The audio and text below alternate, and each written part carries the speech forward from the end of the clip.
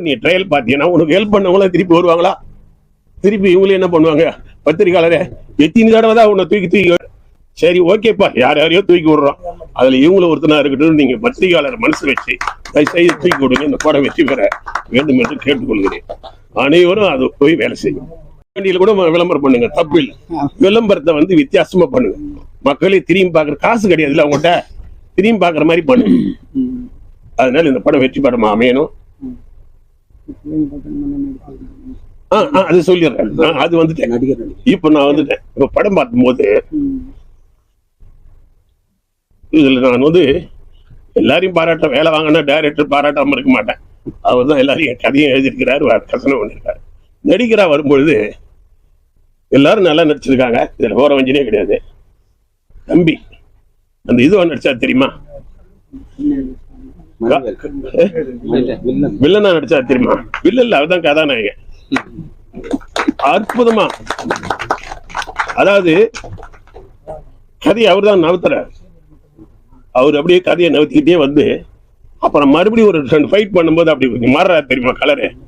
அங்க பார்க்கும்போது விக்ரம பாக்குற மாதிரி இருக்கு. நடிகர் விக்ரம் பெரிய அப்படியே மாறுவார் தெரியுமா? அந்த மாதிரி இருக்கு. உண்மையிலேயே நல்ல பெரிய ஆளா வரக்கூடியவர் ஏன்னா பாராட்டம். மீதி பேரும் பாத்தீங்கன்னா புது ஆசிரியர்களா அந்த டைரக்டர் செலக்ட் பண்ணி போடும்போது பாத்தீங்கன்னா யதார்த்தத்தை முக்கியத்துவமா பார்த்துருக்கேன். ஒரே மாதிரி இருக்கக்கூடாதுன்னு நினைச்சிருக்கேன் இல்லையா? நான் அந்த 3 பொண்ணுங்களும் பார்க்கும்போது 4 பொண்ணுங்களும் வித்தியாசமா பண்ணியிருக்காரு. அதே மாதிரி ஜென்ஸுங்களையும் 4 பேரும் வித்தியாசமா பண்ணியிருக்காரு. ஏன்னா ஒண்ணுக்கு ஒண்ணு வரக்கூடாதுன்றது யதார்த்தம். அதே போல இவங்களும் யதார்த்தமா 4 செக்ஸ் சீன் கூட கேவலமா தேசியெல்லாம் எடுத்து கூட படத்தை ஓட்டிடலாம்னு நினைக்கிற ஒரு சினிமா இது. ஆனா பாத்தியா ஃபர்ஸ்ட் ஸ்டாப்ல முடிஞ்ச வரைக்கும் யதார்த்தமாவே காமிச்சிட்டு வந்திருக்கிறார். எல்லாத்தையும் அத்துமீறல, ஒரு கிஸ் கூட கொடுக்கலையே, அத்துமீறாம. ஆனா ஏதோ ஒரு நடக்க போகுதுன்ற மாதிரியே காமிச்சு கொண்டு யதார்த்தமா கொண்டு வந்திருக்காரு. பசங்களும் ஜாலியா இருக்கும்போது நல்லாவும் நடிச்சிருக்குது, பொண்ணுங்களும் சரி பையனும் சரி. அதே நிலையில சோகம் வரும்பொழுது இவங்களும் சோகத்தை புரிஞ்சிருக்கிறாங்க, தம்பிங்களும் சோகத்தை நல்லா புரிஞ்சிருக்காங்க. நல்ல ஆர்டிஸ்டுகள் கேரக்டரோட ஒன்ற மாதிரி எதுவுமே சும்மா ஓவர் ஆக்டிங்ல கிடையவே கிடையாது படத்துல. அந்த வகையில அவங்களையும் பாராட்டினேன். மியூசிக்காரர்கிட்ட நான் பாராட்டினேன். ஃபர்ஸ்ட் ஹாப்ல நீங்க அவங்களுக்கு வாய்ப்பே கொடுக்கல, ஏன்னா டைலாக்லயே ஓடி போச்சு. செகண்ட் ஹாப்ல அவருக்கு வாய்ப்பு கிடைச்சது பாரு, பின்னி எடுத்துட்டார். அந்த அம்மிங் ஒண்ணு கொடுத்தாரு தெரியுமா? அந்த அம்மிங்கிலேயே அப்படியே ஓட்டு வந்துட்டார். 3-4 ரீல ஓட்டு வந்துட்டார். ஆக இந்த சின்ன செலவுல இது பெரிய கடுகு வெடிச்சா என்ன சத்தம் கேட்கும்? பூசணிக்காய் வெடிச்சா சத்தம் கேட்குமா? கருவு டப்பு டப்புன்னு வெடிச்சது சத்தம் கேட்கும். இந்த மாதிரி கடுகு மாதிரி படங்கள் தான் வெடிச்சிருக்கிறது. தயவுசெய்து மீண்டும் உங்களை கேட்டுக்கொள்கிறேன், நீங்க தூக்கி விட்டீங்கன்னா சின்ன படங்கள் நிறைய வருது, ஓரளவுக்கு தலையை காட்டுது. அந்த லிஸ்ட்ல இதையும் கொண்டு வந்திருக்குன்னு சொல்லி கேட்டுக்கிறேன். எல்லாருக்கும் என்னுடைய வாழ்த்துக்கள். மாதிரி மீடியா தான் முக்கியம். இப்போ ஒரு இதுக்குள்ளதான் மீடியாவே நான் வர வச்சு பண்ணிட்டு இருக்கேன். ஆனா இவ்வளவு பண்ணணும்னா நான் நல்லா நீங்க ப்ரொமோட் பண்ணாதான் நான் அதை பண்ண முடியும். அடுத்தது அது மாதிரி சார் சொன்ன மாதிரி நீங்க எனக்கு சப்போர்ட் பண்ணுங்க. மற்றபடி கதைக்களம் ஒரு நான் திருப்பூர்ல ஒரு கம்பெனில வேலை பார்த்துட்டு இருந்தேன்.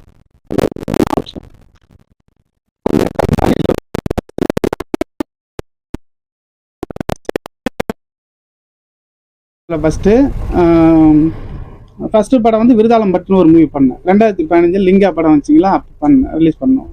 அப்புறம் அடுத்தது உளிரின்னு ஒரு படம் பண்ணேன். அவங்க அதெல்லாம் வேற ப்ரொடியூசர் அவங்களாம். இப்போ கருங்குளத்தான்னு ஒரு படம் பண்ணி இப்போ சென்சாரில் இருக்கு. இது நாங்கள் சேர்ந்து இப்போ பண்ணினது. சரி, அப்போ நான் சின்னதாக ஒன்று பண்ணலான்னு முடிவு பண்ணும்போது சரி இதை பண்ணலாம் நல்லா இருக்குமே அப்படின்னு சொல்லி இந்த கிராமத்துல இருந்து அந்த திருப்பூர் கம்பெனிக்கு போய் வேலைக்கு போகிறாங்கல்ல, அந்த பிள்ளைங்களை வச்சு நம்ம பண்ணலாம், நம்ம அனுபவப்பட்ட ஐடியா தானே அப்படின்னு சொல்லிட்டு நான் அதை கையில் எடுத்து நான் உள்ளே போயிட்டேன். போன உடனே ஃபஸ்ட்டு அண்ணன்ட்ட சொன்னேன், செல்வமணி அண்ணன்ட்ட, இந்த கதையை சொன்னோன்னே நல்லா இருக்குங்க, இதை பண்ணலாம் அப்படின்னு சொன்னாங்க. சொல்லிட்டு எனக்கு ஒரு 1 லட்ச ரூபா எனக்கு கையில் கொடுத்தாங்க. இங்கேருந்து கிளம்பி போயிட்டேன் திருப்பூர்.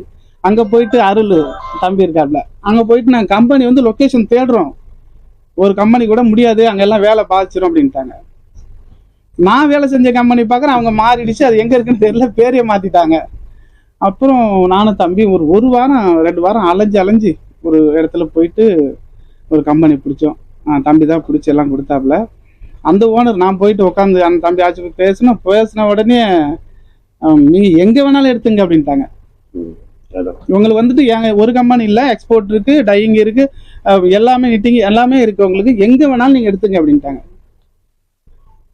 அப்புறம் சரின்ட்டு அண்ணன் கொடுத்த காசை வச்சு அந்த அங்கே போனது வந்தது செலவெல்லாம் பார்த்துட்டு கொஞ்சம் சீக்கிரமாக அந்த மெட்டீரியல்லாம் கேமராவுக்கு அது இதெல்லாம் வாங்கிட்டு அந்த ரெடியானா அண்ணன் சொல்லிட்டாங்க, ஒரு 3 ரூபா தரேன்னு சொல்லியிருந்தாங்க. ஃபர்ஸ்ட் எனக்கு 3 ரூபா தரப்பா, இதை வச்சு நீ ஏதாவது பண்ணு அப்படின்னோன்னா நான் 3 லட்ச ரூபா வச்சு எப்படி பண்ணுறது நான் ஒரு ஐடியாவில் போயிட்டேன்.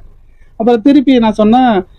அப்புறம் ரெண்டாவது அப்புறம் தம்பி ரமேஷ் கேஎம்ஆர் அவர் வந்துட்டு அவர் ஒரு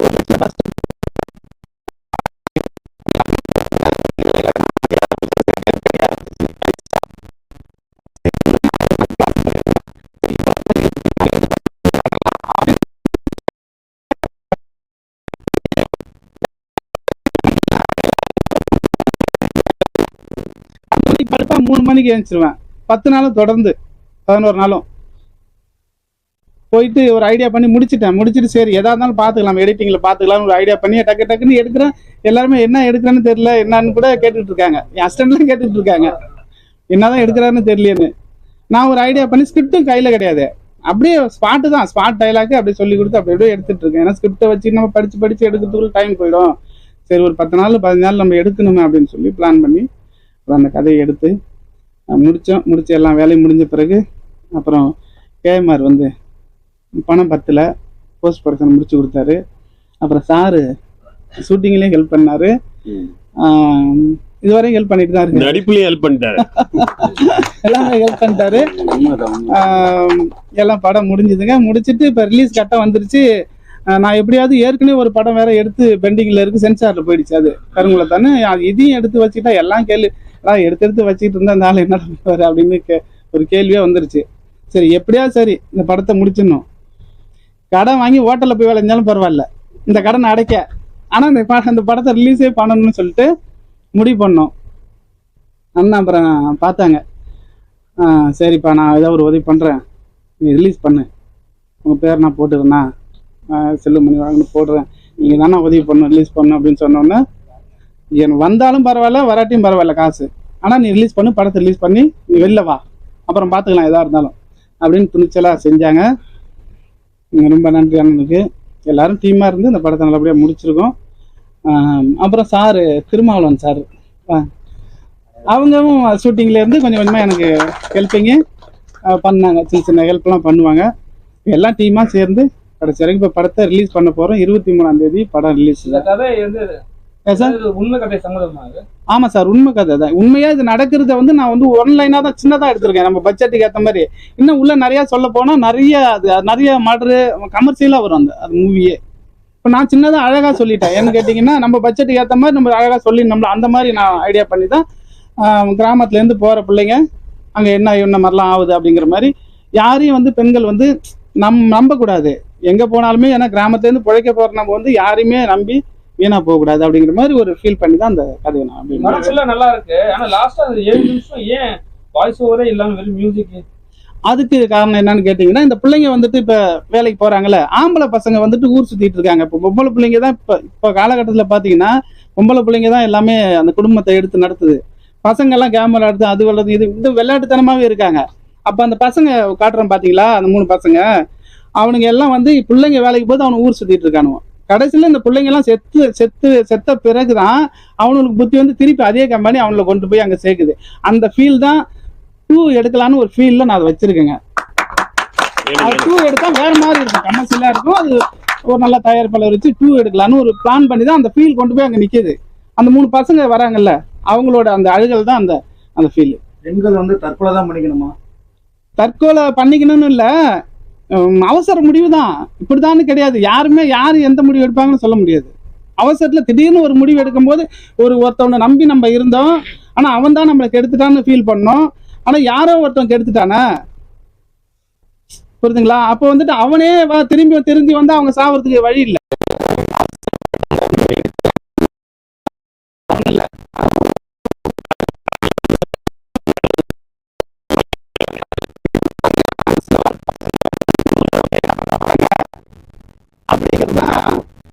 இந்த மாதிரி தேடி தேடி தேடி கண்டுபிடிச்சு என்ன பண்ண போறாங்கன்னு ஒரு நல்ல கமர்ஷியலா ஒரு ஆக்ஷன் பிலிமா அதை பண்ணலான்னு ஒரு ஐடியா பண்ணி வச்சிருக்கீங்க. வேற ஒண்ணும் இல்லை சார். இப்போ உள்ள மூவிஸ் வந்து அப்போ உள்ள காலத்துல நீங்க ஒரு இப்போ எந்த சேனல்ல போட்டாலும் குறைஞ்சது ஒரு 2 வாட்டியார் பார்க்கக்கூடிய நாட்களா எங்களுக்கு இருக்கு. வேலை கேட்ட வீக்கமா இருக்கட்டும், எல்லா மூவியுமே ஒரு வீரியம் இருந்துச்சு, கதையில வந்து வீரியம் இருந்துச்சு, சீன்ஸ்ல வீரியம் இருந்துச்சு. இப்போ உள்ள டைரக்டர் ஓப்பனா சொல்ல போனோம்னா ஹீரோக்களுக்கு மட்டும்தான் வந்து அவங்கள வந்து திருப்திப்படுத்த மாதிரிதான் கண்டென்ட் வைக்கிறாங்க. ஆனா கதைக்கான வீரியம் இப்பமா இல்லவே இல்லை. என்ன காரணம்? அது வந்து சினிமால நான் தான் சொன்னேன் இல்லையா, நான் சின்ன பட்ஜெட் படம் எடுக்கதான் சொல்லிட்டேன். பாரதிராஜால இருந்து ஆரம்பிச்சேன். Bharathiraja sir, Mahendra sir, Bhagyaraj sir, பார்த்திபெல்லாம், விக்ரமன் நாங்களாம் பண்ணும்பொழுது ஒரு அட்வான்ஸ் கொடுத்தாங்க. தேட்டருங்கெல்லாம் வந்து ஓடி வந்து எங்களுக்கெல்லாம் படத்தை பண்ணும்போது அட்வான்ஸ் கொடுத்தாங்க. அந்த அட்வான்ஸ்லேயே பாதி படம் எடுப்போம். ஃபைனான்ஸ் நிறைய கொடுத்தாங்க. அதை வச்சு படம் நல்லா முடிப்போம்.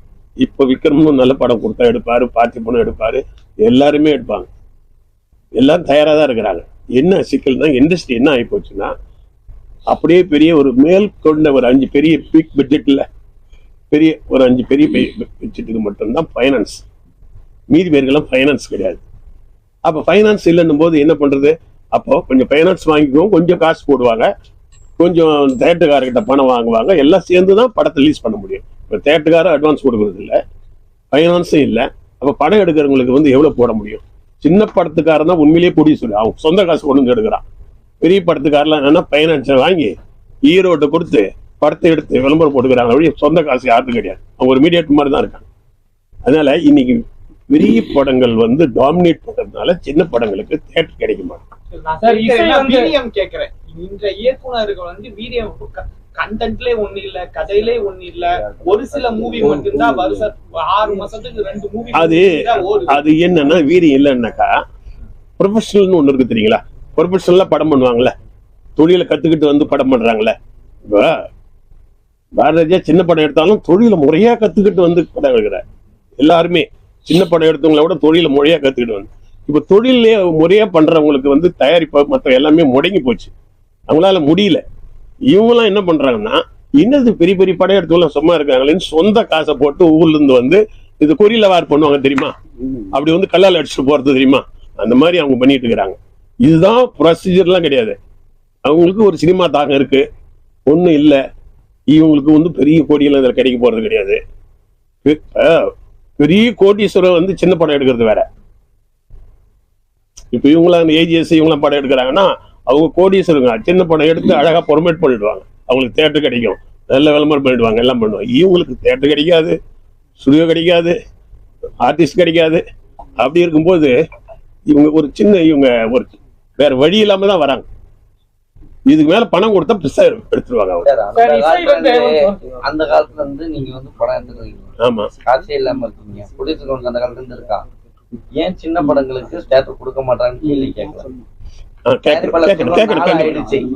இப்ப பெப்சிக்காரருக்கு சண்டை வந்துட்டு இருக்குது. அதனால தயாரிப்பாளர் நான் சொல்றேன் ஒரே ஒரு பெப்சி தப்பு செய்தான். இப்ப நான் ஒரு சின்ன அட்வைஸ் சொல்லிடுறேன்.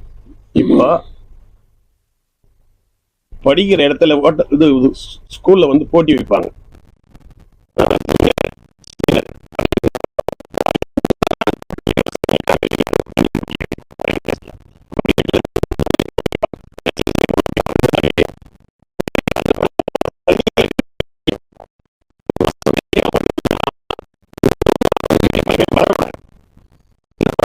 வரணும் 3 கோடி 4 கோடியில் எடுத்து படம் தான்.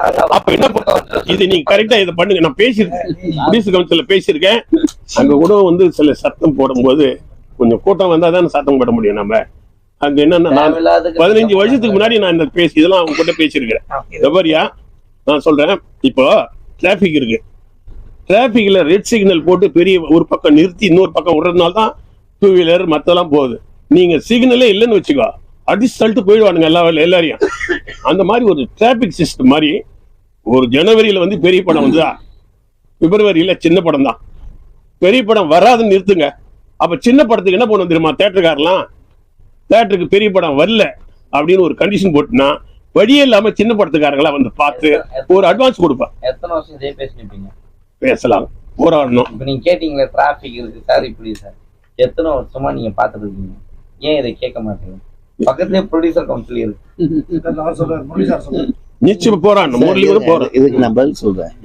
சரி, இப்போ சிறு முதலீட்டு படங்களுக்கு எத்தனை பேரு நீங்க மீடியாக்காரங்க வந்து பப்ளிசிட்டி பண்றீங்க? நீங்க கூப்பிட்டு இது பண்ணீங்கன்னா பண்ணிட்டு தான் இருக்காங்க. பண்றீங்களா இல்லையா? கொஞ்சம் தான் பண்றீங்க. இதே ஒரு கமர்ஷியல் ஹீரோ இருக்கிற படமா இருந்தா ஒரு 400 பேர் வந்து உட்கார்றீங்கல்ல. உங்ககிட்டயே அந்த பார்சியாலிட்டி இருக்குல்ல இல்லையா? எனக்கே மெசேஜ் போடுங்க.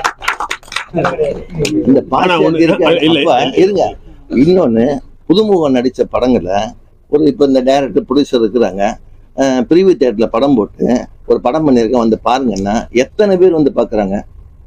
பிரிவு தியேட்டர்ல ஃப்ரீயா படம் பார்க்க வர்றதில்லை இப்போ. ஏன்னா அதுக்கு காரணம் நீங்க தான். அவன் அப்படி பண்ண இல்ல நீங்க இந்த எந்த காலத்துல இருக்குன்னு தெரியல. இப்பெல்லாம் வந்து நீங்க ஷோ போட்டு கூப்பிடுங்க, யார் நடிச்ச படம்? அஜித்தா, சூர்யாவா, தனுஷானா, 4 டிக்கெட் எக்ஸ்ட்ரா கொடுங்கன்னு கேட்குறீங்க. இதே நியூ ஃபேஸ் நடிச்ச படமா இருந்தா எத்தனை பேர் வந்து படம் பார்க்குறாங்க? இல்லைங்க எனக்கு வேலை இருக்கு, ஆஸ்பத்திரிக்கு போறேன், ஃப்ரெண்டை பார்க்க போறேன், மேரேஜ் போறேன்னு சொல்லி கட் பண்ணிடுறீங்க இல்லையா? இப்ப மீடியாக்காரங்க நினைச்சாதான் சார் சொன்ன மாதிரி சின்ன படங்களை நீங்க அடிக்கடி ஏதாவது ஒன்று டெவலப் பண்ணி கொண்டு வந்தாதான் படங்கள் வந்து பப்ளிக்கு தியேட்டருக்கு வருவாங்க. ஆனா நீங்க அதை எதுவுமே பண்றது இல்லை. சும்மா ஏதோ இப்போ நல்லா பண்ணுங்க. ஒரு ஸ்போர்ட்ஸ்ல ஒரு பொண்ணு தங்கப்பதக்கம் வாங்குச்சுன்னா ஒரு பேப்பர்ல எங்க வருது? கீழே ஒரு சின்னதா ஒரு 4 காலத்துல ஒரு 8 கால நியூஸ் கூட வருதில்ல, சும்மா சிங்கிள் காலத்துல ஒரு நியூஸ் வருது. இதே ஒரு எங்கேயோ ஒரு பொண்ணு எதுலையோ ஒன்று அரெஸ்ட் ஆகுதுன்னு வச்சுங்க, துணை நடிகை கைதுன்னு 8 காலத்துல போடுறீங்க. இது மக்கள் கேட்டாங்களா அவங்கள? நீங்களா ஒரு பில்டப் பண்ணி போடுறீங்களா? இப்ப ஏன் உங்க கையிலும் தானே இருக்கு இந்த சினிமா. சினிமா இருக்கிற வரைக்கும் தான் நீங்க இருக்க முடியும். சினிமா இல்லைன்னா எடுக்கிற யாருமே இல்லை. சிறு முதலீட்டு படங்கள் தான் முதல்ல சினிமாவை வாழ வைக்கிறாங்க. இப்ப ஆரம்பத்துல சொல்றேன், கமர்ஷியல் படங்கள் பாத்தீங்கன்னா 15 ஹீரோக்கள் தான் இருக்கும். டைரக்டர் ஓரியன்டல் கம்பெனி பாத்தீங்கன்னா ஒரு 10-25 படம் தான். ஆனா வருஷத்துக்கு 250 படம் வருது. அப்ப 225 பேர் புதுமுகம் தான். அதுல ஒரு படம் போனதுனால 224 பேர் காணா போயிடுறான். ஆனா 224 பேர் காணா போன தெரியல, ஒரு படம் ஹிட்டுங்கனால அடுத்து 225 பேர் படம் பண்ண வர்றான். அவங்க தான் மீடியாக்களையும் வாழ வைக்கிறாங்க, சினிமாவையும் வாழ வைக்கிறாங்க, பெப்சியும் வாழ வைக்கிறாங்க. சார் இப்ப இசை ஒரு பிரச்சனை இருந்திருக்கு சார். இசை வந்து இசையமைப்பாளர் சொந்தமா, ப்ரொடியூசர் காசு போட்டு வேலை வாங்குறாங்க, அது அவங்களுக்கு சொந்தமா? ஏன்னா எப்ப பார்த்தாலும் இந்த பிரச்சனை வந்ததே இருக்கு. இல்ல அது நான் சொல்றேன் என்னன்னா, சென்ட்ரல் கவர்மெண்ட்ல பார்லிமெண்ட்ல ஒரு ஜீவோ போட்டிருக்காங்க. அரசாங்கம் வந்து இது ஜெர்மன்ல இருந்து முதல்ல ஜெர்மன்ல ஆரம்பிச்சது. அந்த ஜாபித்னு ஒரு ரைட்டர் இருக்காரு ஹிந்தியில, அவர் எம்பியா இருக்கும்போது இதை கொண்டு வந்தாரு. மியூசிக் அது எதா இருந்தாலும் அது கிரியேட்டருக்கு தான் சொந்தம்னு ஒரு பாஸ் பண்ணி வச்சிருக்காங்க.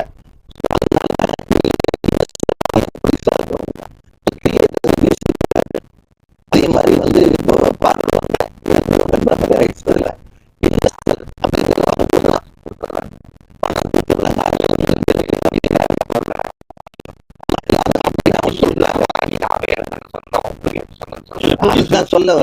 ப்ரொடியூசர் அக்ரிமெண்ட் போடும்போது என்ன பண்ணும் தெரியுமா? ப்ரொடியூசருக்கு ஓப்பனா சொல்லுமே, இளையராஜா சார் ரைட்ஸ் போறாரு. நான் வந்து அவர் ஒரு என் படத்துக்கு நிறைய பண்ணியிருக்காரு. ஒன்னா இருக்க கத்துனுக்கு அந்த படத்துக்காகவே எனக்கு சம்பளம் வாங்காம எனக்கு பண்ணி கொடுத்த ஒரு மிகப்பெரிய ஒரு ஆளு. அதுல ஒன்றும் சந்தேகம் இல்லை. டேலண்டடா ஒருத்தர். அவரு உரிமைக்கு போராடுறாரு. நீங்க என்ன சொல்லுங்க சார், நீங்க உரிமைக்கு போராடி ரைட்ஸ் வாங்குறீங்க, அதுல எங்களுக்கு ப்ரொடியூசருக்கு எங்களுக்கு கொடுங்கன்னு போய் கேட்டு அவரோட சேர்ந்து போராடி நீ பாதி எடுத்துட்டு வாயேன். அதாவது நீங்க அதாவது காணாம போற பொருளை வந்து நீங்க தேட மாட்டீங்க. அவர் யாராவது தேடினா இளையராஜாவுக்கு சுயநலம், அவர் வந்து பேராசை, பணத்தை சம்பாதி, நீ அந்த ரைட்ஸை வச்சு அவர் கூட சேர்ந்து போராடி சார் எங்களுக்கு ப்ரொடியூசர் கொடுங்க சார், நாங்க எவ்வளவு எல்லாம் கஷ்டப்பட்டுட்டு இருக்கிறோம், அதுல பாதி எங்களுக்குங்க பாதி உங்களுக்குன்னு சொன்னா அவரும் வந்து போராட அவருக்கு சத்து இருக்கு, ஒரு நேம் இருக்கு. நீங்க போகல, நீங்க இங்கேயே உள்ளே சண்டை போட்டுக்கிட்டு எல்லா ரைட்ஸையும் விட்டுட்டு நான் பெரியவனா நீ பெரியவனா இருந்தா அப்புறம் அவர் என்ன பண்ணுவாரு? வானான்றவங்கள கூடுவாரா? நீ போய் இளையராஜாவுக்கு சத்தம் போட்டு நீங்க போராடுற ரைட்ஸ் தாங்க. அவர் இளையராஜாவோட சொல்றாரு, இந்த சாதாரண மக்களுக்கு ஏதாவது இந்த மாதிரி பாதிக்கப்பட்ட மக்களுக்காக இசை பண்ணா நான் அதை கேட்க மாட்டேன், அது ஃப்ரீயா பண்ணிக்க. கமர்ஷியலா இதை வச்சு வியாபாரம் பண்ணி நாம பண்ற அந்த ரைட்ஸ் வேணும்னு கேட்கிறாரு. அது உங்களுக்கு தானே பிளஸ்.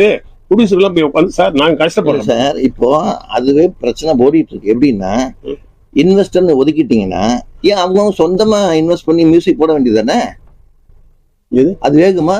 ஒரு மியூசிக் டைரக்டரோ கேளுங்க, வேணுங்கிற பொருளை வாங்குறீங்கல்ல, நான் இன்வெஸ்ட் பண்ணாம நீங்க வந்து சம்பளத்துக்கு வேலை செய்றீங்க, எப்படி உங்களுக்கு சொந்தமாகும்?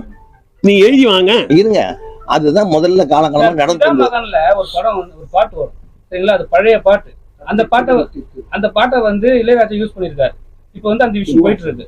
அப்ப இவர் யூஸ் பண்ணலாம், இவர் மட்டும் பணம் கேட்க கூடாது, மத்தவங்க எல்லாருக்கும் பணம் கேட்கறாரு, என்ன அர்த்தம்? இப்ப அதுதான் இப்ப ஒரு அவேர்னஸ் வந்து இப்ப அக்ரிமெண்ட்ல மென்ஷன் பண்றாங்க. IPRS ஒரு அமைப்பு இருக்கு, யாருக்கா தெரியுமா? அந்த IPRSல நீங்க மெம்பரா இருக்கணும். ப்ரொடியூசர் மெம்பரா இருந்தா கூட இது என்னோட படத்தோட பாட்டு அப்படின்னு மெம்பரா இருந்தா எவ்ரி இயர் வந்து கச்சேரிலாம் நடக்குது இல்லையா, ஒரு சேரிக்கு அவங்க வசூல் பண்ணி அது மியூசிக் டைரக்டர், இது பாடகருக்கு, கவிஞர், ப்ரொடியூசருக்கு தந்துட்டு இருக்காங்க. என் பாட்டு ஹிட்டுன்னா அதில் போய் சேரலாம். பாட்டு ஹிட்டே இல்லாங்கும் போது நான் உரிமை கொண்டாட முடியாது. ஸோ அதில் சேர்ந்து அந்த மாதிரி சேர்ந்து ப்ரொடியூசர்களும் பணம் வந்துக்கிட்டு தான் இருக்குது. இது என்னன்னா, இப்போ நீங்க சொல்றீங்க முத்தை திருப்பதி பண்ணீங்க இல்லையா, இப்போ ஒரு சென்ட்ரல் கவர்மெண்ட்ல ஒரு ஜீவோ போட்டிருக்காங்க, யாருக்கா தெரியுமா? 60 வருஷத்துக்கு முன்னாடி நீங்க எந்த படத்தை ரீமேக் பண்ணாலும் யார்ட்டையும் ரைட்ஸ் வாங்கணும் அவசியம் இல்லை. எந்த பாட்டையும் யூஸ் பண்ணிக்கலாம். அதுக்கு நீங்க வந்து யார்ட்டையும் ரைட்ஸ் வாங்கணும், பெர்மிஷன் வாங்கணும் அவசியமே இல்லை. இது நிறைய பேருக்கு தெரிய மாட்டேங்குது. 60 வருஷம் ஆயிருக்கணும். ஸோ அதுக்கு தேவையில்லை. இப்போ நாங்கள் டைட்டிலே 10 வருஷத்துக்கு முன்னாடி கொடுத்த டைட்டில் இப்போ கொடுக்கூட 10 வருஷம் கழிச்சு தான் கொடுக்கணும்னு இருக்கு. ஆனால் இப்போ என்ன பண்றீங்க, முன்னாடி பின்னாடி ஏதாவது ஒன்று சேர்த்து அதே டைட்டில் வந்துகிட்டே இருக்கு. காதல்னு எடுத்தா நிறைய வருது, கோட்டைன்னு எடுத்தா நிறைய வருது, இது மாதிரி வந்துட்டு இருக்குது. அதனால நீங்க வாசல்னு எடுத்தீங்கன்னா அது மாதிரி நிறைய வாசல் வந்துருச்சு. என்னென்ன கிரியேட்டருங்கிறது வந்து சம்பளத்துக்கு தான் வேலை செய்யறாங்க, அவங்க சொந்தமா இது பண்ணல. அப்ப நீங்க கேட்ட கேள்விக்கு அந்த தயாரிப்பாளருக்கு ஒரு பங்கு வேணும். இப்ப ஃபைட் பண்ண ஆரம்பிச்சிருக்காங்க. அதனால எல்லா ப்ரொடியூசர்ட்டையும் கையெழுத்து வாங்கியிருக்கிறாங்க. அது கோர்ட்ல கேஸ் நடந்துட்டு இருக்கு. ஒரு நாள் அது ஜெயிச்சிடும். அக்ரிமெண்ட்லயே ப்ரொடியூசர் ஸ்ட்ராங்கா இருந்தா, சார் நீங்க எது பண்ணாலும் சரி இதுல வரதுல எங்களுக்கு 50 அப்படின்னா ஆட்டோமேட்டிக்கா வந்துடும். நீ ப்ரொடியூசர் சங்கமே தனித்தனியா புரிஞ்சிருக்கு சார்.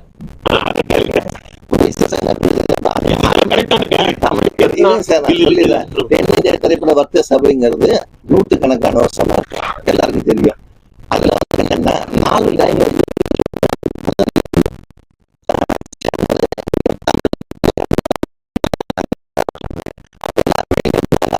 ஆரம்பிச்சாங்க.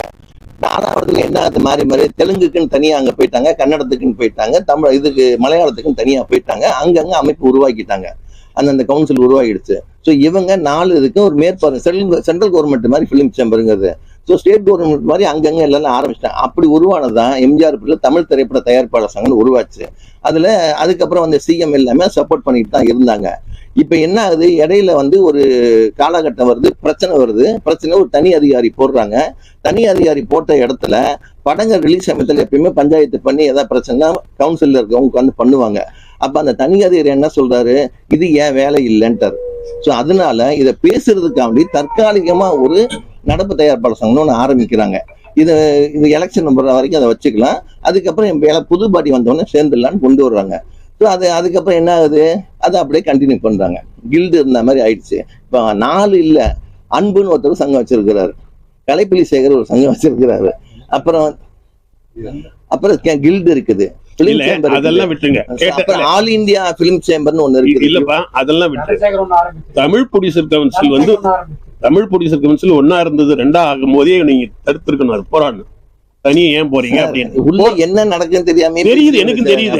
நீங்க இப்ப லேட்டா போராடுறீங்க, அப்பயே போறாங்க. ஆரம்பத்துல இருந்தே கேட்டுட்டு தான் இருந்தோம், கேட்டு வரமாட்டேங்கிறாங்க. என்ன வரமாட்டேன்றாங்கன்றது இல்ல, நீங்க போய் அங்க போய் சாவு மாதிரி ஒன்னா வருதுன்னா அது அணிக நின்று இருக்கும். நீங்க என்ன பண்றீங்க, அதெல்லாம் கிடையாது. உண்ணாவிரதம் இருக்க முடியாது சார். இப்போ சென்சாருக்கு மட்டும்தான் சங்கங்கள் பயன்படுத்தி இருக்கிறதுனால தெரிஞ்சு. சரி அதை விடுங்க, நம்ம வந்து அவங்க செலவு பண்ணிட்டு இருக்கிறாங்க. இதுல போய் திருப்பூர் குருவி வந்து படம் வந்து நீங்க பாத்தீங்கன்னா உங்களுக்கு எப்படி இருக்காது சொல்லுங்க. நல்ல கண்டென்ட் சார். 40 பேர்ல ஒருத்தர் மட்டும் சொல்றீங்க, இதுலயே தெரியுது. புதுமுகம் இப்ப இந்த படத்தை ஒரு ஷோக்கு 50 டிக்கெட் எடுத்து கிரௌடிங் ஏற்ற வேண்டிய சூழ்நிலை வந்தாச்சு. அதுதான் சொல்றேன், புதுமுகம் நடிச்ச படத்தை பாக்குறதுக்கு ஒரு ஆர்வத்தை தூண்டுற அளவுக்கு பப்ளிசிட்டி இருக்கணுமே தவிர. கூட்டம் சொன்னீங்களா, இதே பக்கத்து ஸ்டேட் கேரளால இதே சிச்சுவேஷன்ல கவர்மெண்ட் OTT கொண்டு வந்திருக்காங்க. ஸோ அப்போ படத்தை அவங்க வாங்கிக்கிறாங்க. அதே மாதிரி ப்ரொடியூசர் கவுன்சில், இயக்குனர் சங்கம் எல்லாமே இருக்கு கவுன்சில். ஸோ ஏன் இதை பத்தி பேச மாட்டீங்க, இடம் இல்லை மட்டும்? இதெல்லாம் உங்களுக்கு தெரியாம இல்லம்மா, இதெல்லாம் நாங்க ஆல்ரெடி கவர்மெண்ட்ல கொடுத்துட்டு புக் மை ஷோவே மாற்ற சொல்லிலாம் பேசிட்டு இருக்கோம். இப்போ புக் மை ஷோ எடுத்துங்க, ஒரு டிக்கெட்டுக்கு 30 ரூபா. யாருக்கு போகுது, சினிமாக்காரனுக்கு போல வேற யாருக்கோ போயிட்டு இருக்குது. அதாவது ஒரு புக்கிங்க்கு 30 ரூபானா பரவாயில்ல, நீங்க 5 டிக்கெட் புக் பண்றீங்களா, 13 15 150 ரூபா எடுக்கிறான். இந்த காசு சினிமாக்குள்ள வரல. அதெல்லாம் ஃபைட் பண்ணிட்டு தாங்க. இப்போ கியூபே எடுத்துக்கிட்டிங்கன்னா கியூபில் என்ன பண்ணுறாங்க, விளம்பரம் வருது. இந்த விளம்பர காசு யாருக்கு வருது? அவங்க இப்போ என்ன பண்ணாங்க, இப்போ அவங்களுக்கு மட்டும்தான் போகுது. இப்போ அதுல ஒரு படம்னு ஒன்று போடலன்னா எப்படி விளம்பரம்னு ஒன்று வரும்? இதெல்லாம் எல்லாம் ஃபைட் பண்ணிட்டு தான் இருக்கிறோம். அதெல்லாம் ஃபைட் பண்ண பிறகுதான் இந்த சிறு முதலீட்டு படங்களுக்கு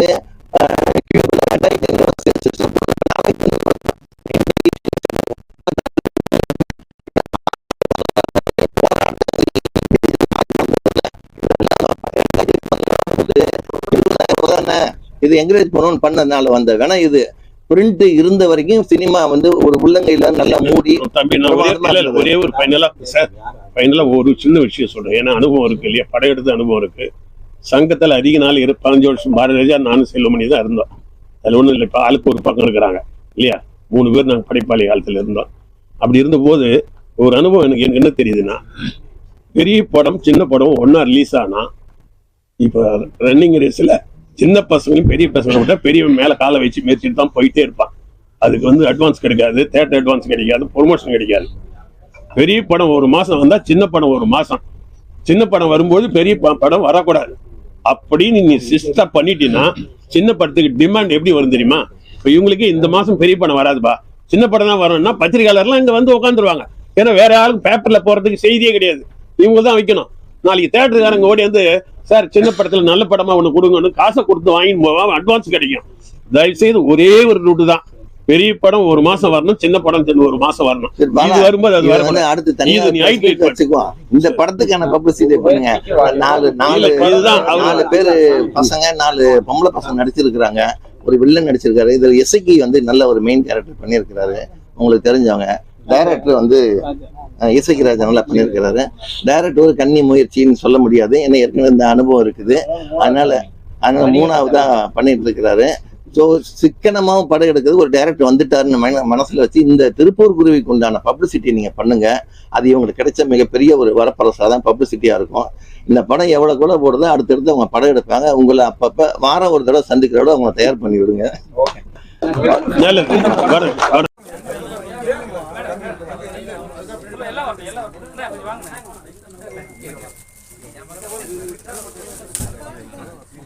மோகன் நீங்க மோகன் லான்ச் பண்றாரு.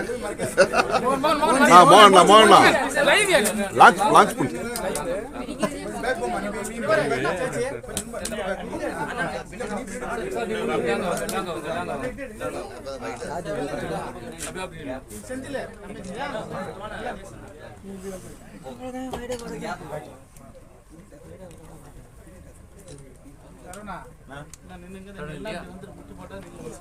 பரவாயில்ல, சில பேர்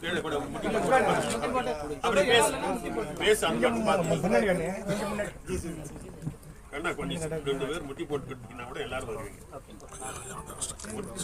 முட்டி போட்டவங்க தான் நல்லா தெரிவிங்க.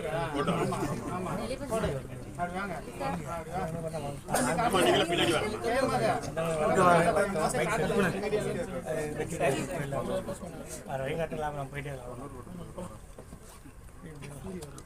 ஓகேவாண்ணா?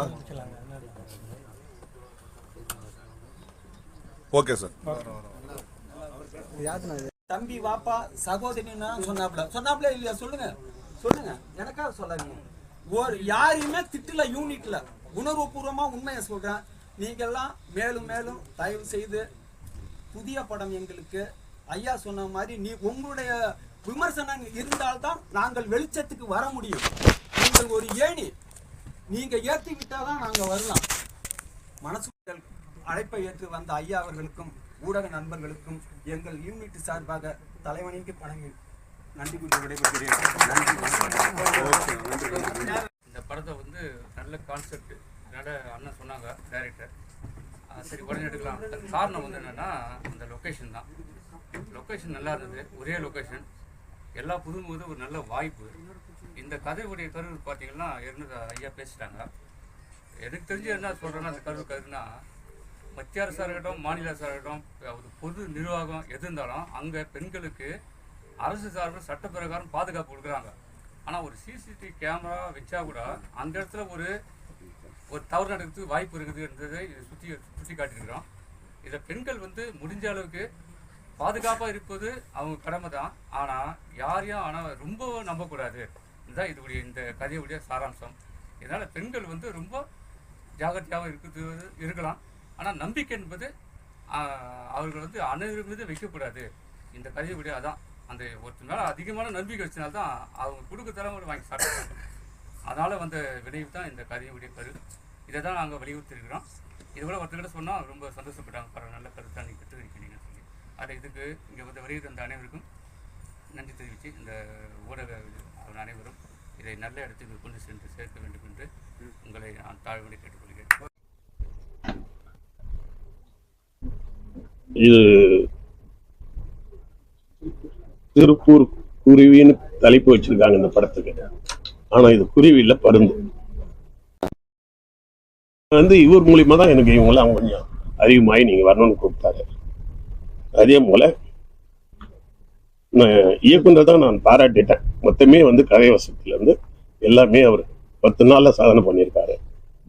அதுக்கு அடுத்தது ஜி.கே. செல்வமணி, KMR, விஜயன், இந்த 4 பேரும் 4 பேர் வந்து இந்த சின்ன பட்ஜெட் நம்பி படம் பண்றது. பெரிய படத்துக்கு கொடுப்பாங்க, ஏன்னா பணம் ரிட்டர்ன் ஆகும். இந்த சின்ன பட்ஜெட்ல ரிட்டர்ன் ஆகுமா அப்படின்லாம் சொல்ல முடியாது. படம் ரிலீஸ் ஆக சொல்ல முடியாது. பல பேர் எடுத்துட்டு பாதி ரிலீஸ் பண்ண 400 படத்துக்கு மேல ப்ரொடியூசர் கவுன்சில் இருக்கு, உங்களுக்கே தெரியும். சின்ன படத்துல போறது திருப்பி வருமானு சந்தேகமா, ரிலீஸே ஆகாதுன்னா அப்புறம் எப்படி பணம் வரும்? அப்படி இருக்கிற நேரத்துல நம்பி அவங்களாம் காசை போட்டு பண்றாங்கன்னா அந்த கலையில இருக்கிற ஆர்வம், இந்த தம்பி மேல இருக்கிற நம்பிக்கை எல்லாம் தான் போட்டு பண்ணியிருக்காங்க. இதுல நான் ப்ரொடியூசர்னு சொன்னா எல்லாத்துக்கும் முக்கியமா ப்ரொடியூசர் தான் ரொம்ப முக்கியம். பல கோடி போடுறவங்க பல கோடி போட்டு எல்லாம் பண்றாங்க, ஃபைனான்சர் முக்கியம். ஆனா இந்த மாதிரி படங்களுக்கு யார் ப்ரொடியூசர் தெரியுமா?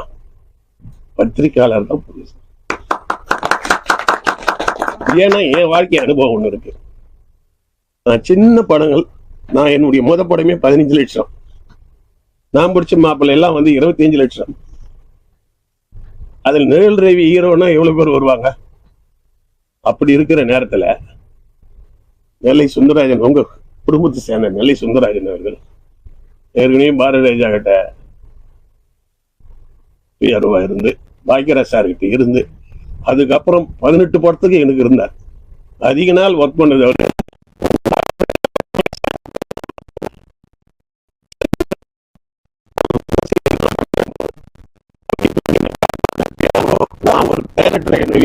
உட்கார வச்சிருக்காரு.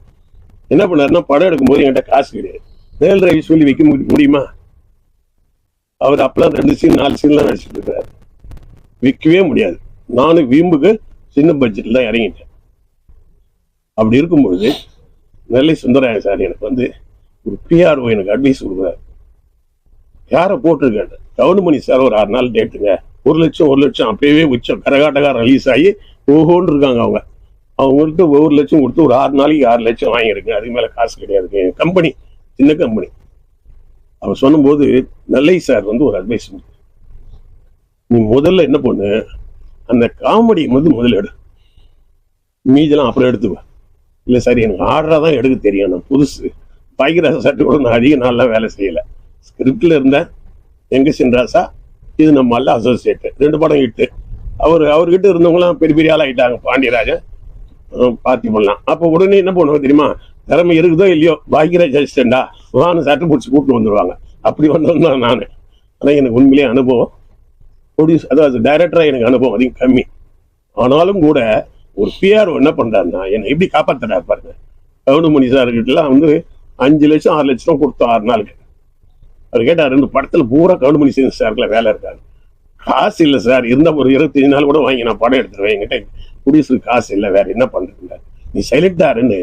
அவர் என்ன பண்றாருன்னா, கவுண்டமணி செந்திசாலுடைய படத்தை முன்னாடி அவங்க சீன் எடு அப்படின்னாரு. எடுக்க வச்சு அந்த எல்லா கேமராமேன் எல்லாம் இவங்களா இருக்காங்களா, ஸ்கில் லைட் மேன் எல்லார்ட்டையும் போய் சீன் எடுக்கிறாரு. சேகர் நல்லா இருக்காயா, சூப்பரா இருக்குது, இங்கே சிரிப்பு வரும் சார். சிரிப்பு வருதுன்னு சொன்னா போதுமா, கையை நல்லா பலமா தட்டியா, அப்பதான் அந்த ஆர்டிஸ்டுக்கு புரியும் அப்படின்றாரு. சீன் எடுக்க காமெடி எல்லாம் வருது இல்ல, உடனே எல்லாரும் அந்த சுத்தி இருக்கிற டெக்னீஷியன்ஸ் பூரா கை தட்டும் போது கவுண்டமணி சேர்ந்து 2 பேர் இருப்பாங்க. ஏய் என்னடா கை தட்டுறாங்க இந்த டைரக்டர் காமெடி எல்லாம் நல்லா பண்ணுவான் பொழுது நல்லா வரும். யாரு நெல்லை தான் இந்த வேலையெல்லாம் அவர் தான் டைரக்ஷனே பண்ணிட்டு இருக்காரு. பண்ணிட்டு உடனே அவர் என்ன திரும்பி வெளியில் வந்து, என்னப்பா எல்லா சீனுக்கும் கை தருறாங்க உங்க ஆளுங்க, பிரமாதமா இருக்குது அப்படின்ட்டு. நான் இன்னொரு 10 நாள் எடுக்கலாமே, காசு இல்லை சார், இவ்வளவுதான் என்னால எடுக்க முடியும். உடனே நல்லை சார் வெளியில போயிட்டு, சார் இந்த பையன் சும்மா விடுறாரு, அப்ப நான் ஒரு படத்துக்கு மேல வருவேன்னு வரமாட்டேனோ, பாய்க்கிறத தாண்டி வருவான், அவரை தாண்டி வருவான்ல போட்டு அடிக்கிறாரு அவர்கிட்ட நல்லி சார். அவங்க சொல்லிட்டு, அப்படியா, ஆமா சார் அப்படின்ட்டு. நீ ஒண்ணும் இல்லை சார், இன்னும் 5-6 நாள் கொடுத்தா பாட்டுக்கிட்டுலாம் வைக்க சொல்லி பிரமாதமா பண்ணிடலாம் அப்படின்னு அவங்களை சொல்ல வச்சு ஃப்ரீயாவே இன்னொரு 6 நாள் 6 லட்சம் இல்ல நெல்லை சொல்லி வச்சு அவர் நடிக்க வச்சு ஒரு படத்துல நிறைவா கவுடுமணி செந்தில கொண்டு வந்து அந்த படத்தை நான் பெரிய வச்சு படமாக்கிட்டேன். அதே போல திடீர்னு ஏரியா வாங்குறதுக்கு யாருமே வரல படத்துல வந்து அப்படி போனாங்க. இப்போ நம்ம ப்ரொடியூசருங்க வந்து யதார்த்தமானவங்க புதுசு சார், ஒரு படம் கூட விற்கல சார், நீங்க தான் சார் வாங்கணும் அப்படின்னு போய் டிஸ்ட்ரிபியூட்டர் கேட்கலாமா, அவங்க கெஞ்சிற மாதிரி கேட்கறாங்க. உடனே நல்லி சார் கூப்பிட்டாரு, அப்பெல்லாம் பேசுறேன், நான் பேசிக்கிறேன் போங்க. வந்துக்கிற டிஸ்ட்ரிபியூட்டர்லாம் சும்மா கூப்பிட்டு வந்து வச்சு அவரே டிஃபன்லாம் கொடுத்து ஏரியா எல்லாம் வித்துச்ச, நீங்க இப்ப வந்திருக்கீங்களான்ற யாரு நெல்லை ஏரியாவே விக்கல, எல்லா ஏரியாவும் கமிட் ஆகி போச்சு, இப்போ வந்திருக்கீங்கன்னு கிராக்கி பண்ணி 2-3 பேர் தள்ளி விட்டாரு. இப்படி என்ன நெல்லை சார் காப்பாற்றி தான் மேல கொண்டு வந்தேன். எனக்கு நல்லா தெரியும் பாரதியாவை யார் காப்பாத்தினாங்க. சின்ன பட்ஜெட் 16 வயதுல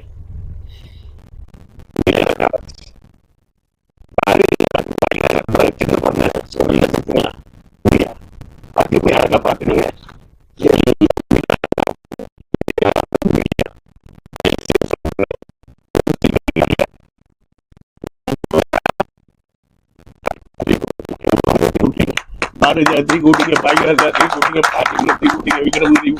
என்ன மாதிரி ஆள் கூட சினிமால அதிகமான அனுபவம் இல்ல, 35 வருஷம். இதுக்கப்புறம் லேட்டா வந்தவன், என்ன தூக்கி மேல கொண்ட அது பாலன் தான். உங்க குரூப் தான் எங்க கூட இருந்தவங்க, சுந்தராயன் சார், பாலன் அவருடைய அசிஸ்டன்ட் எல்லாம் வச்சுட்டு.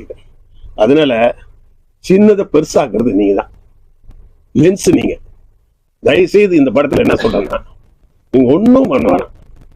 10 நாள்ல இப்படி ஒரு படம் எடுத்துருக்காங்க இல்லையா, அது ஒரு பெரிய சாதனை. முதல்ல 10 நாளுக்கே வந்து நமக்கு பணம் கிடைக்கும். பாரதிராஜா என்கிட்ட எவ்வளவு சொல்லி, நாங்களா யூனியன்ல இருந்து பாரதிராஜா சொல்றாரு, எனக்கு இதுவே கொடுக்க மாட்டாங்கய்யா, இது கிரேனே இல்லையா, அதனால என்ன பண்ணுவோம்னா கயிறை கட்டி நான் இது வேலி மாதிரி போட்டு இப்படி பண்ணையா 16 வயதுல இருந்து என்கிட்ட புலம்பிட்டு கிடப்பார். ஏன்னா நாங்களா யூனியன்ல ரொம்ப 10-15 வருஷம் ஒன்னா இருந்தோம்ல, அப்படித்தான் கஷ்டப்பட்டு மேல வந்திருக்காங்க. அதனால இவங்களை நீங்க பொய்யெல்லாம் சொல்ல வேணாம். 10 நாள்ல வந்து இவ்வளவு ஒரு சாதனை பண்ணிக்கிறாங்கன்ற உண்மையை மட்டும் நீங்க போட்டா போதும். 2வது, இந்த படத்துல பாருங்க, ஒரே இடத்துல ஒரு சின்ன கதை, கொஞ்சோண்டு ஆர்டிஸ்ட் வச்சு எடுத்திருக்காங்க. இது இவ்வளவுதான் பண்ண முடியும், இதுக்கு மேல யார் எடுத்தாலும் இவ்வளவு பண்ண முடியாது. ஆனா இந்த விஷயம் இருக்கு, இதுல ஒரு உண்மை இருக்கு. அதுல ஏதோ அங்க நடந்த உண்மையான ஒரு விஷயத்த, அது திருப்பூர் பக்கத்துல இது நிறைய நடக்கும், இது வச்சு பண்ணியிருக்காங்க. அதெல்லாம் கொஞ்சம் மூஸ் பண்ணி இந்த படத்தை கொஞ்சம் வெளியில கருக்க வேண்டிய ரியல் ப்ரொடியூசர் நீங்க தான். நான் சொல்றேன், மீடியா தான் சின்ன ஆளுங்களை தூக்கி விட்டுருக்குன்னு நான் மறுபடியும் சத்தியம் பண்ணி நான் சொல்லுவேன். நீங்க தூக்கி விடணும், ரொம்ப பொய்யெல்லாம் சொல்ல வேணாம். இதுக்கு உண்டானது நீங்க விளம்பரத்தை பண்ணாவே போதும்.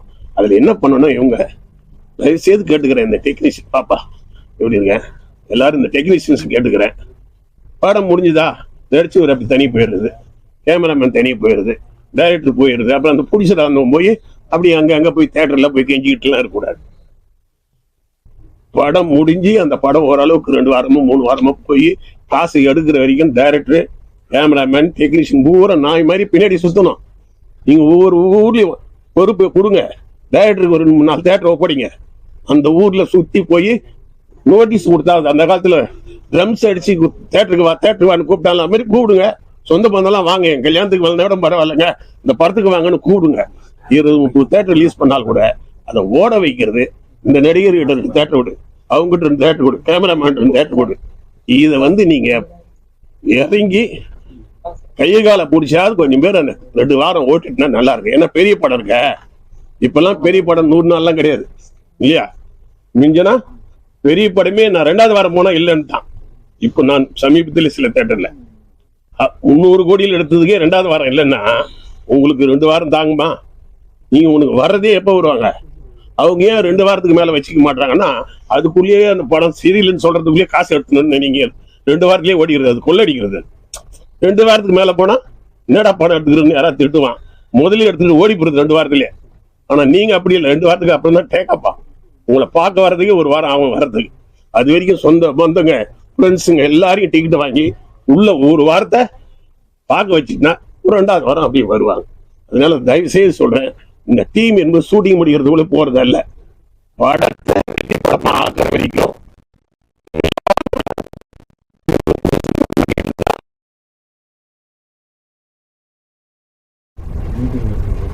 இவ்வளவு கஷ்டப்பட்டேன்னு நான் சொல்லிட்டேன்.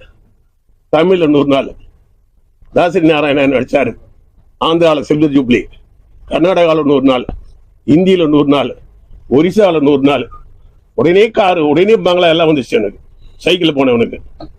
அதுக்கப்புறம் பாத்தீங்கன்னா நமக்கு பாடி காட்டியே ஏகப்பட்டு வந்துட்டாங்க. டைரக்டர் வராரு, இன்னங்கடா டே தொல்லை, இந்த தொல்லை தாங்கவே பயணியில் போய் கதவாசனை எழுதுல எது இந்த பேட்டிக்கிட்டு ஏதோ ஒண்ணு வந்துடும், அப்படிதான் வந்துடும். அது ஒரு படம் ஜெயிச்சேன். அதுக்கப்புறம் பையனாசர் யாரு வராரு, ஜெஸ்டின் பண்டாரி. அவர் பெரிய படத்துக்கு தான் 300 கோடி 400 கோடி கொடுப்பாரு, சின்ன படத்துக்கு கொடுக்கவே மாட்டார். அவர் ஒரே ஒரு ஆளை சின்ன படத்துல எனக்கு மட்டும் தான் கொடுத்தாரு. காரணம் அந்த ஹிட் வேலை செய்யுது, உடனே கொடுத்தாரு. அதுக்கப்புறம் நான் முதலே போடலை, நாங்க போடுறதே முதல்ல ஆளுக்கு ஒரு 5 லட்சம் போட்டோம், ஒரு 20 லட்சம் 4 பேர் போட்டு தான் படம் எடுத்தோம். அந்த முதல் வந்துருச்சு அந்த படத்திலே. அதுக்கப்புறம் என்ன ஆச்சு, தியேட்டருக்காரங்க இருக்காங்கல்ல, உதயம் தியேட்டர் எவ்வளவு பெரிய தியேட்டரு, அபிராமி தியேட்டர் எவ்வளவு பெருசு, அண்ணாந்து பக்கம் இருக்குல்ல அண்ணா தியேட்டரு, இவங்களாம் கூப்பிட்டு உன் படம் 100 நாள் ஓடுதுப்பா, ஓடுது இல்ல, ஆளுக்கு 5 ரூபாய் அட்வான்ஸ் கொடுங்க, நாங்க எதுக்கு வட்டிக்கு போய் வாங்கிட்டு கிடக்கணும். எப்போ 5 லட்சம் ரூபாய் அட்வான்ஸ் வாங்குறேன், எதுல உதயம் தியேட்டர்ல, அபிராமியில, அண்ணாவில. அவங்க அந்த 5 லட்சத்தை வச்சு படம் எடுக்கிறேன், வட்டிக்கு எதுக்கு போயிட்டாங்க கொடுத்துக்கிட்டு. இப்படியே வந்து பணமே போடல, போட்டோம் எடுத்த வச்சுக்கிட்ட ஓட்டல, அவங்கவுங்க எடுத்துட்டு ஓட்டாங்க அந்த 5 லட்சத்தை.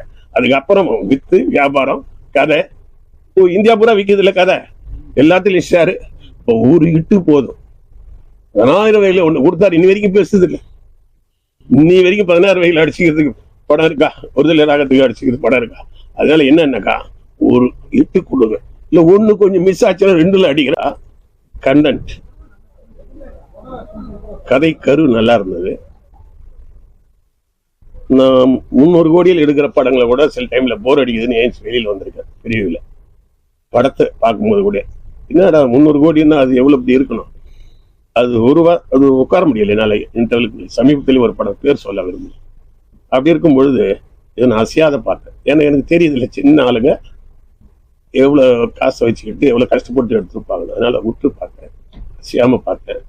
உண்மையிலே இவங்களுடைய அனைத்து முயற்சிக்கு நான் பாராட்டுறேன். குறிப்பா இயக்குனர் தம்பி ஸ்கிரிப்ட் அவரே 10 நாள் 12 நாள்ல வந்து இந்த மாதிரி ஒரு படம் எடுக்க முடியுமா? 10 நாள் எதுக்கு எடுக்கிறாங்க தெரியுமா? ஸ்டில்லுக்கு எடுக்கிறாங்க. எதுக்கு? போட்டோ ஸ்டேட்டுக்கு 10 நாள் பத்தல. அப்ப போட்டோ டெஸ்டுக்காக பயன்படுத்துற 10 நாளை படத்துக்கே பயன்படுத்திருக்காங்கன்னா இது திருப்பூர் குருவின்னு தலைப்பு வச்சிருக்காங்க இந்த படத்துக்கு. ஆனா இது குருவி இல்ல, பருந்து. கண்டென்ட், கதை கரு நல்லா இருந்தது. நான் 300 கோடியில் எடுக்கிற படங்களை கூட சில டைம்ல போர் அடிக்குதுன்னு ஏன் வெளியில் வந்திருக்கேன் பிரிவுல. படத்தை பார்க்கும்போது கூட என்னடா 300 கோடின்னா அது எவ்வளவு இருக்கணும், அது அது உட்கார முடியல என்னால. இன்டர்வியூ சமீபத்தில் ஒரு படம் பேர் சொல்ல விரும்புகிறேன்.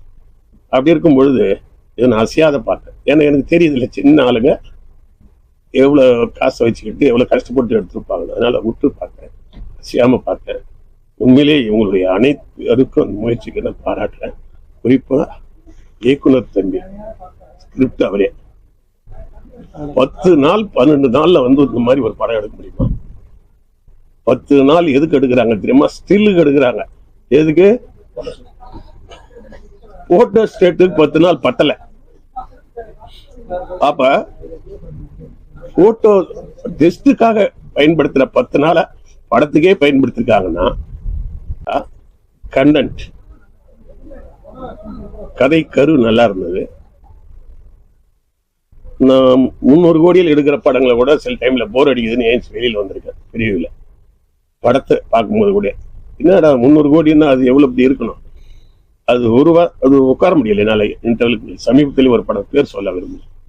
அப்படி இருக்கும் பொழுது இதை நான் அசையாத பார்த்தேன். ஏன்னா எனக்கு தெரியுது இல்லை, சின்ன ஆளுங்க எவ்வளவு காசை வச்சுக்கிட்டு எவ்வளவு கஷ்டப்பட்டு எடுத்துருப்பாங்க. அதனால விட்டு பார்த்தேன், அசையாம பார்த்தேன். உண்மையிலேயே இவங்களுடைய அனைத்து முயற்சிக்கு நான் பாராட்டுறேன். குறிப்பா இயக்குனர் தம்பி ஸ்கிரிப்ட் அவரே 10 நாள் 12 நாள்ல வந்து இந்த மாதிரி ஒரு படம் எடுக்க முடியுமா? 10 நாள் எதுக்கு எடுக்கிறாங்க தெரியுமா? ஸ்டில்லுக்கு எடுக்கிறாங்க. எதுக்கு? போட்டோ ஸ்டேட்டுக்கு 10 நாள் பத்தல. அப்ப போட்டோ டெஸ்டுக்காக பயன்படுத்துற 10 நாளை படத்துக்கே பயன்படுத்திருக்காங்கன்னா இது